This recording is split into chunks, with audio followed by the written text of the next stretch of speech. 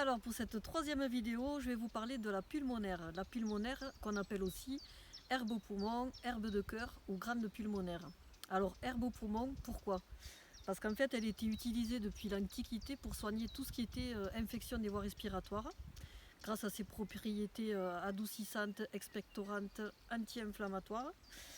On l'appelle pulmonaire aussi parce que justement on dit qu'elle est signée, parce que je vais vous montrer. Voyez la feuille, il y a plein de petits points blancs sur la feuille et ça fait penser à des alvéoles de poumons. Voilà. Donc, c'est une plante, moi je trouve, qui est dommage d'avoir oublié parce qu'elle est quand même très efficace. On peut la faire en tisane, en décoction, on peut la manger crue, donc les feuilles quand elles sont jeunes on peut les manger en salade. Alors moi je suis pas très fan parce que la feuille est duveteuse en fait. Bon, moi je trouve pas ça très bon. Mais les fleurs se mangent aussi en salade. Donc moi ce que je fais, je les ramasse. Alors ça se ramasse d'avril à juin, je crois. Non, je vous dis des bêtises. Ça se ramasse d'avril à mai, selon les régions.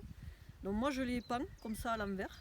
Je fais un bouquet et je les laisse sécher. Puis je mets, après j'effeuille les feuilles, les fleurs et je les mets dans un bocal une fois sec. Et donc je me fais une tisane, mais chaque fois que je suis prise des broches, moi je suis asthmatique, hein. Donc ou que je tousse un peu ou que je sens que je commence à être prise. Donc je me fais un verre de tisane 3 fois par jour, donc matin, midi et soir. Après si vous voulez vraiment les doses, je vous conseille d'aller voir sur internet. Moi je fais un peu abisto des nas comme on dit chez moi. Donc faut pas suivre mon exemple.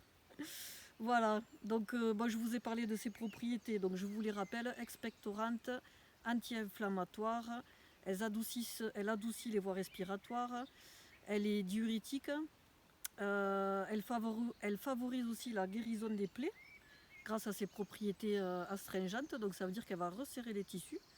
Donc pour les plaies, vous pouvez mixer la feuille et vous les mettre en cataplasme directement sur la plaie. On la trouve donc dans des lieux boisés, sur des talus humides, dans des prairies, dans des pâturages, mais jusqu'à 1800 mètres d'altitude. Voilà, à peu près. Souvent sur les bords de route aussi, mais plutôt à l'ombre, hein, ça n'aime pas trop le soleil. Donc du coup, je vous ai expliqué aussi l'utilisation, donc en cataplasme, en externe, en interne, donc en infusion, en tisane, en décoction. C'est aussi beaucoup utilisé, l'industrie pharmaceutique la connaissent beaucoup parce qu'elle rentre dans la composition de certains sirops. Et puis en salade, comme des épinards, les feuilles, vous pouvez les faire cuites comme des épinards. Voilà, donc comment la reconnaître? C'est facile, donc je vous ai montré les feuilles avec les petits points blancs, les fleurs donc par grappe, vous voyez, je ne sais pas si on les voit bien là. Donc la fleur sur un même pied peut être donc rose, très rose comme là, et bleu, violet comme ici. Alors c'est normal. Faut savoir que quand la fleur sort, elle est rose, et plus elle va vieillir, plus elle va devenir bleue. Voilà, donc vous pouvez trouver plusieurs couleurs sur un même pied. Faut savoir aussi que vous pouvez pas vous tromper. Toutes les pulmonaires sont comestibles. Donc bon, moi je vous montre la pulmonaire sauvage que j'ai dans mes champs. Mais si vous en connaissez une autre, voilà, vous pouvez quand même la ramasser, elles sont toutes comestibles.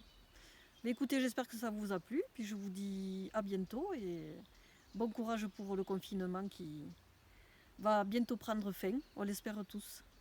Au revoir.